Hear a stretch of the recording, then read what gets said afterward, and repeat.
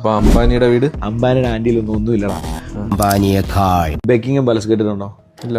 Elon മസ്കിന് പോലും വാങ്ങാൻ പറ്റാത്ത ലോകത്തിലെ ഏറ്റവും വില കൂടിയ വീട് ലണ്ടനിലെ ബക്കിംഗ്ഹാം പാലസ്. ഏകദേശം 4,950 മില്യൺ USD ആണ് അതിന്റെ വാല്യൂ. അപ്പോൾ ഇന്ത്യൻ മണിയിൽ പറയുകയാണെങ്കിൽ എത്ര വരും?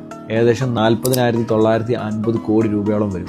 40 ഏക്കർ വലുപ്പമുള്ള ബക്കിംഗ്ഹാം പാലസിനെക്കാട്ടിലും 4 ഇരട്ടി വലുപ്പമുള്ളതാണ് ഇന്ത്യയിലെ ഗേക്വാഡ് ഫാമിലിയുടെ ലക്ഷ്മി വില്ലാസ് പാലസ്. 700 ഏക്കറിൽ വരുന്ന വീടാണത്. എഡിസൺ ബൾബ് കണ്ടുപിടിച്ച് പബ്ലിഷ് ആകും മുമ്പ് ഈ പാലസിൽ ഫുള്ള് ഇലക്ട്രിക് ബൾബ് യൂസ് ചെയ്ത് അവർ അലങ്കരിച്ചിട്ടുണ്ട്. അതിനകത്തൊരു ഗോൾഫ് കോഴ്സ് ഉണ്ട്, ഒരു വലിയ ഫുട്ബോൾ ഗ്രൗണ്ട് ഉണ്ട്, അതുപോലെ തന്നെ പ്രൈവറ്റ് ആയിട്ടുള്ള റെയിൽവേ ട്രാക്ക് ഉണ്ട്. അവിടെയുള്ള കുട്ടികൾക്ക് സ്കൂളിൽ വരാനും മാർക്കറ്റിൽ പോകാനും ഒക്കെ ആയിട്ട്.